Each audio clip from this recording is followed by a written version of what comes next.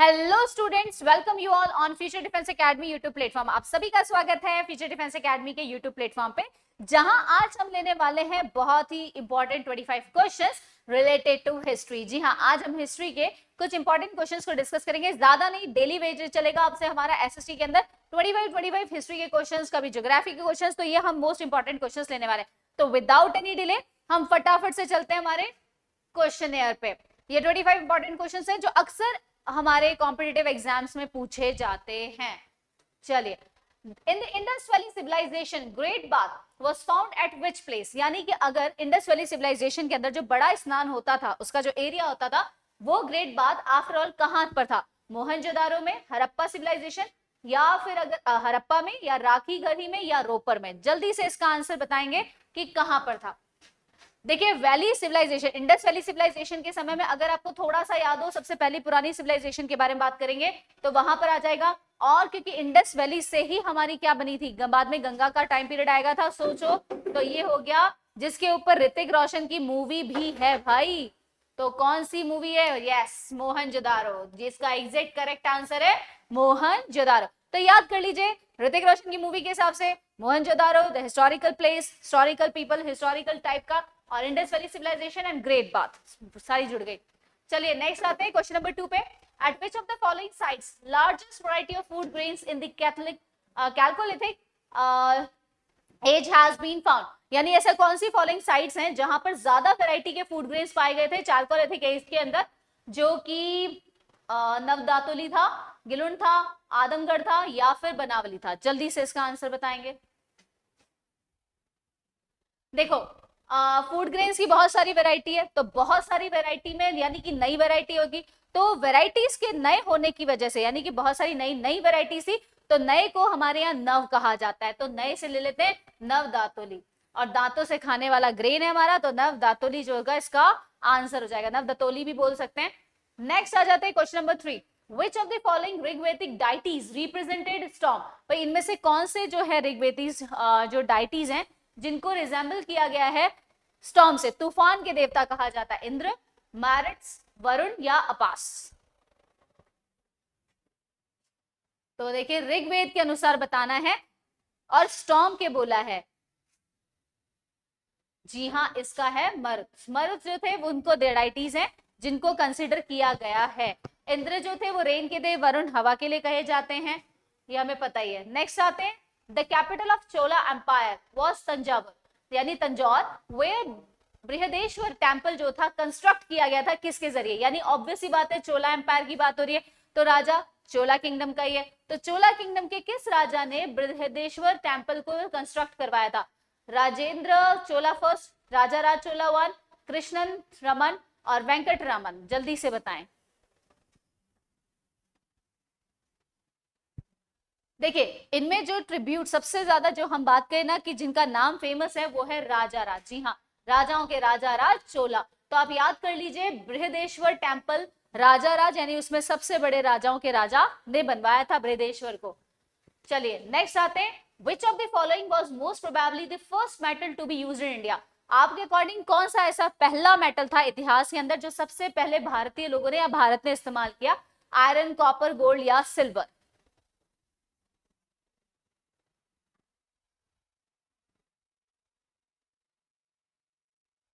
तो इसका आंसर है भाई, सबसे पहले जो भारत ने यूज किया वो था कॉपर।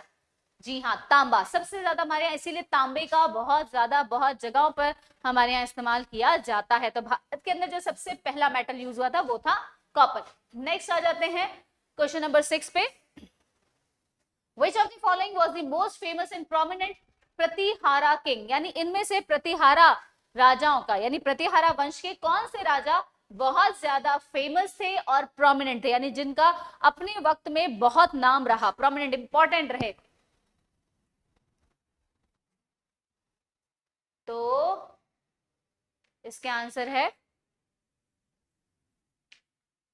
हरिश्चंद्र, नागभट्ट, वत्स राजा, या फिर नागभट्टा सेकेंड। क्योंकि इनके अगर रिपीटेशन होता था, सेम कुंडली के दिखते, तो दादा के नाम पे, परदादा के नाम पर दोबारा हो जाता, तो उसके आगे फर्स्ट और सेकंड लगा दिया जाता था। तो ये है हमारे नागभट्टा सेकंड। तो याद रखिए, नागभट्ट सेकंड जो थे उनको फेमस और प्रोमिनेंट प्रतिहारा किंग्स में माना जाता है। नेक्स्ट आ जाते हैं 7th पे, the Indus valley site Harappa is located on bank of which river. भाई इंडस वैली जो साइट है हरप्पा की, वो किस नदी के किनारे पर बसी थी? इंडस नदी, रवि या बास या फिर सतलज?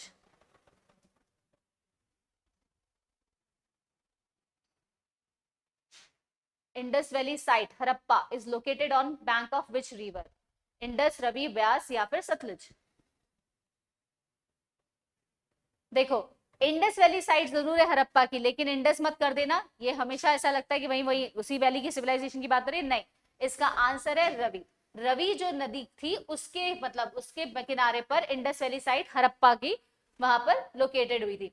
चलिए नेक्स्ट आते हैं, in which kings period the Vikramshila university was established, यानी कौन से राजा के समय में विक्रमशिला नाम की जो यूनिवर्सिटी थी उसकी स्थापना की गई थी, उसको एस्टैब्लिश किया गया था?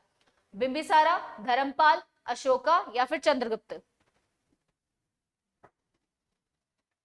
देखिए शिक्षा देने का काम, याद करने का तरीका बता देते हैं। शिक्षा देने का काम कैसा होता है? धर्म कर्म का काम होता है। तो बस याद कर लीजिए, विक्रमशिला यूनिवर्सिटी के लिए धर्म का काम करने वाले थे धर्मपाल। तो धर्मपाल जो थे उन्होंने क्या किया था? विक्रमशिला यूनिवर्सिटी का क्या किया था? एस्टैब्लिशमेंट किया था। तो आप याद कर लिए, विक्रमशिला यूनिवर्सिटी का नाम आए तो यूनिवर्सिटी का नाम विक्रमशिला है, तो बस आंख बंद करके धर्म कर्म का काम करने वाले धर्मपाल को हमें क्या करना है? टिक करना है। Next, who was the last ruler of Nanda dynasty? Nanda dynasty के लास्ट रूलर कौन थे? कहानी बहुत अच्छी है, चाणक्य से रिलेटेड है। अगर आपने सुना हो कौटिल्य से रिलेटेड, तो आपको अच्छे से पता है कि इन्होंने इंसल्ट की थी चाणक्य की अपने खुले दरबार के अंदर, और तब चाणक्य ने कसम खाई थी कि इस नंदा डायनेस्टी को मैं अंत कर दूंगा, और उसकी जगह उन्होंने एक नए साम्राज्य को स्थापित किया था, दैट वाज मौर्य साम्राज्य, यानी मौर्य वंश। तो मौर्य को अगेंस्ट खड़ा किया गया था। तो वो कौन सा राजा था जिसका ये पतन शुरू हुआ था? ड्यू टू द इंसल्ट करने की वजह से, कौटिल्य जी या फिर जिन्हें हम चाणक्य भी कहते हैं, और उनकी बहुत बड़ी बुक है अर्थशास्त्र जिसको हम पढ़ते भी हैं। तो वो राजा कौन थे? जी हाँ। अब इसका एक याद करने का तरीका बता देती हूँ। कहानी ये है, दूसरा ये है कि धन आने के बाद वो अंधा हो गया था, ऐसे याद कर लो। तो धन आने से जो इंसान अंधा हो जाता है उसका पतन निश्चित होता है। तो बस क्या है? धनानंद। यस, धनानंद ने ही अपनी इसी वजह से, अपने ईगो की वजह से, अपनी अयाशियों की वजह से, अपनी जो लाइफस्टाइल थी और जो वो प्रजा के साथ अन्याय कर रहे थे, इसकी वजह से क्या हुआ था? चाणक्य उनके अगेंस्ट भी गए थे और उनके खिलाफ बोला भी था। तो चलिए, तो इसका आंसर हो गया Dhanananda. Bindusara sent Ashoka to quell rebellion in which region? भाई कौन से रिबेलियन को, यानी कौन से लोग थे जो बिंदुसार के खिलाफ हो गए थे और जिनके रिबेलियन को शांत या खत्म करने के लिए, उस रिबेलियस को उसने अशोक को भेजा था? उज्जैन, तोसाली, तक्षशिला या स्वर्णगिरी? ये बहुत फेमस नाम है, वहां की यूनिवर्सिटी भी बहुत फेमस हुई थी, याद आए तो आपको। जी हाँ, तक्षशिला। तक्षशिला जो है वहां पर बिंदुसार ने अशोका को भेजा था, वहां जो लोग रिबेलियस हो गए थे अगेंस्ट बिंदुसार के, तो तक्षशिला वो जगह है। और उसके बाद में वहां पर उसने शिक्षा वगैरह का भी बहुत सारा प्रचार प्रसार तक्षशिला के भी हुआ था। तो चलिए आगे चलते हैं नेक्स्ट 11 पे, which material was used to carve the lions placed on top of Sarnath pillar? यानी कौन सा मटेरियल इस्तेमाल किया गया था सारनाथ के पिलर पे? वो जो 4 शेर, मतलब हमें तो विजुअल होते हैं 3, एक बैक साइड वाला, तो उसको बनाने के लिए कौन से मटेरियल का इस्तेमाल किया गया? स्टोन का, ग्लास का, कॉपर का या फिर आयरन का? भाई अगर अच्छे से याद हो ये पिलर किसका बना हुआ है? उस जमाने में ये चीजें थी नहीं थी, लेकिन सबसे ज्यादा कौन सा था? सोचो सोचो सोचो। भाई ग्लास का होता तो हमें चमकता हुआ दिखाई देता, है नहीं। कॉपर का इतना नहीं था, आयरन हमारे यहाँ था नहीं, तो बचा क्या? स्टोन। जी हाँ, मोस्टली उस जमाने में सारे काम स्टोन के होते थे। इवन अगर आप सॉरी एम्फी थिएटर्स देखिए, राजा का सिंहासन वगैरह भी, तो वो बहुत मजबूती से इन्हीं चीजों से बनाया जाता था। ठीक है, चलिए नेक्स्ट आते हैं, what type of cities were Harappa and Mohenjodaro? यानी किस तरह की सिटीज थी ये? रिलीजियस सिटीज थी, अनप्लान्ड सिटीज थी, प्लांट सिटीज थी या मर्चेंट सिटीज थी? दिमाग लगा के देखना, बहुत सही आंसर आएगा इसका। अगर आपने मोहनजोदारो मूवी देखी है तो आपको मोहनजोदारो जो एग्जैक्टली है उसमें सबसे ज्यादा जो बताया गया है वो बताया गया है ट्रेडिंग को, बिजनेस को। तो यानी कि ये कौन सी क्लाइंस थी? आप हिसाब लगा सकते हैं, ये थी मोहनजोदारो हड़प्पन टाइप की जो सिटीज थी, ये थी मर्चेंट सिटीज। जी हाँ, व्यापारियों का सबसे ज्यादा बोलबाला था, बिजनेस को इन्होंने बढ़ाया था, बहुत बढ़ चम के चल रहा था, बहुत सारी चीजों का इन्वेंट होना, बहुत से, अगर आप उसको आई विल कंसिडर कि भाई एक बार आप जरूर मूवी देखें, उससे आपको हमारी हिस्ट्री से रिलेटेड काफी चीजें क्या हो जाएंगी बजाय। और एग्जैक्टली अगर आप इंडियन ना देखें तो जो हिस्टोरिकल मूवीज बनी हुई है इनके ऊपर, उनको भी जरूर आप देखें। ठीक है, चलिए नेक्स्ट क्वेश्चन पे चलते हैं। The reign of Chandragupta first started in the area, किस ईयर के अंदर चंद्रगुप्त फर्स्ट का टाइम पीरियड चालू हुआ था?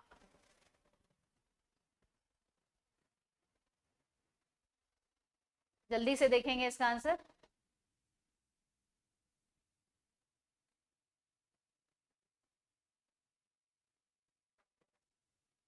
ओके, तो इसका आंसर है 319 एडी। जी हाँ, एनो डोमिनी आएगा इसमें, 319 का टाइम पीरियड है। ठीक है, इसको थोड़ा याद ऐसे कर लीजिए, चंद्रगुप्त का 319 का टाइम पीरियड। नेक्स्ट आते हैं, which was the largest empire in India, Bharat के अंदर सबसे बड़ा साम्राज्य किसका था? भाई मुगल का, मौर्य का, मराठा का या कुषाण का? सबसे बड़ा साम्राज्य हमें अच्छे से मालूम है, जिसकी डायनेस्टिक सक्सेशन बहुत लंबी चली है भारत के अंदर, पूर्वजों के तौर पर अगर देखें तो दैट इज मौर्यन एम्पायर। जी हाँ, मौर्य एम्पायर जो है वो सबसे बड़ा लार्जेस्ट एम्पायर है जिसने रूल किया है इंडिया पे, लार्जेस्ट एम्पायर था। ठीक है, नेक्स्ट बात करते हैं, जिसे ऑलमोस्ट कवर कर लिया था काफी हद तक हमारे इंडिया को, सिर्फ कुछ हिस्से उसने छोड़ दिए थे, कलिंग का जो लास्ट था वो वाला नहीं हो पाया था, बाकी ऑलमोस्ट था। वो is the founder of Gupta dynasty, Gupta dynasty को फाउंडर कौन थे? समुद्रगुप्त, चंद्रगुप्त फर्स्ट, विष्णु गुप्ता या श्री गुप्ता? अभी जिसका हमने आंसर दिया कि जिनके टाइम पे क्या हुआ था भाई, कौन सा मतलब उन्होंने किया था, तो यस, चंद्रगुप्त फर्स्ट। इनकी ही वजह से गुप्ता डायनेस्टी या गुप्त डायनेस्टी भी कहते हैं वो एस्टैब्लिश हुई थी। तो याद कर लीजिए चंद्रगुप्त फर्स्ट का, जैसे इसे बैक में भी चल लेते हैं, हमने जो भी पढ़ा, तो 319 एडी के अंदर ही इनके साथ ही किसका एस्टैब्लिशमेंट हुआ? गुप्ता डायनेस्टी का एस्टैब्लिशमेंट हो गया था 319 एडी के साथ। ठीक है, चलिए नेक्स्ट आते हैं नेक्स्ट क्वेश्चन पे। Which is the largest civilization in the world, पूरी दुनिया की सबसे बड़ी सिविलाइजेशन कौन सी है? चाइना, इंडस वैली, मेसोपोटामियन या इजिप्ट सिविलाइजेशन? भाई दुनिया की सबसे बड़ी सिविलाइजेशन क्यों है? क्योंकि उसमें दो सिविलाइजेशन आई थी, तो सबसे बड़ी सिविलाइजेशन वही कहलाएगी, yes, Indus valley civilisation, because of the Harappan, Mohenjodaro, बहुत सारी अदर सिविलाइजेशंस का पार्ट है। Next, in how many parts the history of India is divided, history के पार्ट को, इंडिया के हिस्ट्री के पार्ट को कितने हिस्सों में डिवाइड किया गया? 3, 4, 8 या 2? जल्दी से इसका आंसर देंगे। चलिए, तो इसका आंसर है 3। जी हाँ, 3 में कर रखा है। पहला पार्ट कौन सा है आपका? एंशिएंट, सेकंड पार्ट आता है मिडावल, और फिर आता है आपका मॉडर्न, जिसे फिर पहले तो उसको डिवाइड किया गया था on the basis of religion, कि मुगल पहला पीरियड वैदिक पीरियड था, एंशिएंट पीरियड, सेकंड था मुगल पीरियड को लिया गया, और थर्ड लिया गया ब्रिटिश पीरियड को। लेकिन अब हम इसको लेते हैं एंशिएंट, मिडावल और मॉडर्न। तो ये 3 पीरियड्स में हमारी इंडियन हिस्ट्री को डिवाइड किया गया है। वैसे हिस्टोरियंस कहते हैं डिवाइड कर नहीं सकते, why? Because India was not to be considered as a one country, because वो एस्टैब्लिश थी, अलग अलग रियासतें उस समय रूल कर रही थी, तो कई जगह पर अगर हम मिडावल को मुगल से कंसिडर कर दें, या एंशिएंट पीरियड में हम सिर्फ वैदिक पीरियड को लें, तो that will be not able to. और ब्रिटिश पीरियड में भी कई ऐसे थे जो एंशिएंट की सिविलाइजेशन के हिसाब से चल रहे थे, जो मुगल को एस्टैब्लिश कर, मतलब मुगल तब भी था, तो इसलिए ये बहुत ज्यादा क्या है, कॉम्प्लिकेटेड बना हुआ है। नेक्स्ट आते हैं 18 पे। Which period of history marks the independence of India, भाई कौन सा जो पीरियड है उसे हमारे भारत के लिए इंडिपेंडेंस पीरियड कहा जाता है? एंशिएंट हिस्ट्री को, मिडावल को, मॉडर्न को, या इनमें से कुछ भी नहीं? भाई किस वक्त हम लोग आजाद हुए हैं? भाई हम एंशिएंट में आजाद नहीं हुए, हम मिडावल में नहीं हुए, हम कौन सी हिस्ट्री के पार्ट में थे? Yes, of course modern. Modern Indian history में हमें क्या मार्क मिला था? इंडिपेंडेंस का मिला था, यानी हम लोग पूरे फुल ऑन तरीके से क्या हो गए थे? आजाद, इंडिपेंडेंट हो चुके थे। Next, which is the most famous seal found from the Harappan civilization, कौन सी फेमस सील है जो हड़प्पन सिविलाइजेशन में मिली थी? एनिमल सील, पशुपति, या लॉन्ग सील M-1271, और all of the above?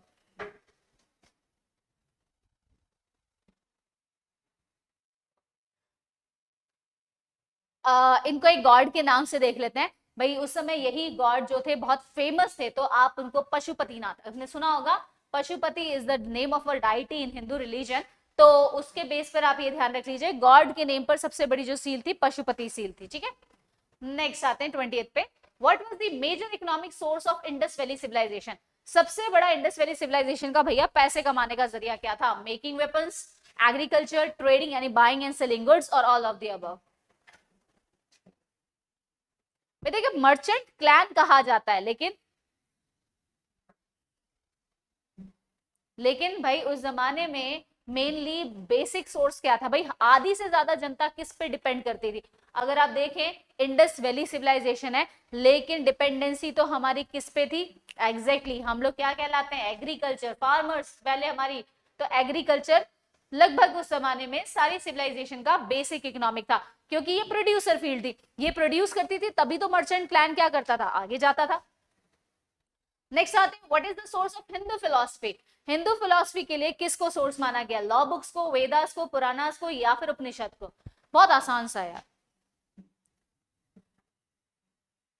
Yes, उपनिषद को क्या माना गया है? बेसिक सोर्स माना गया हिंदू फिलॉसफी का। फिलॉसफी की बात हो रही है, not about the religious things, है ना, तो फिलॉसफी के लिए उपनिषद को बेटर माना गया।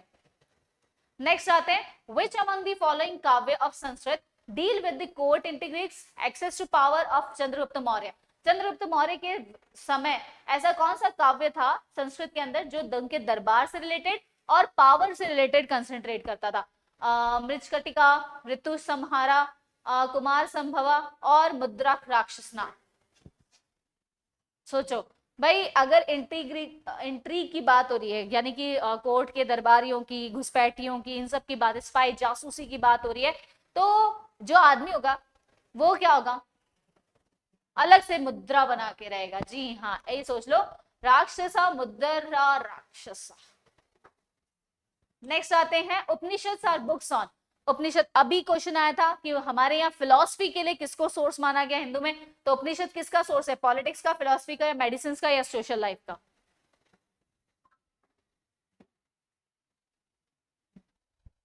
ऑब्वियसली अभी तो हमने पढ़ा फिलॉसफी का सोर्स है ना भाई, फिलॉसफी, हिंदू फिलॉसफी कहां से आई है? उपनिषद से, तो उपनिषद का सोर्स क्या है? फिलॉसफी।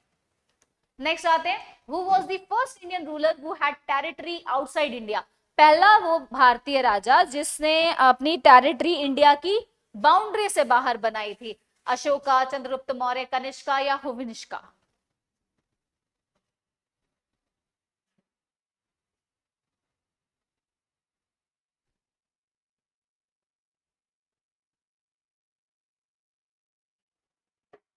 ओके, मौर्यन में चंद्रगुप्त मौर्य, ठीक है। चंद्रगुप्त मौर्य कैसे? Sorry sorry sorry, Chandragupta, Kanishka,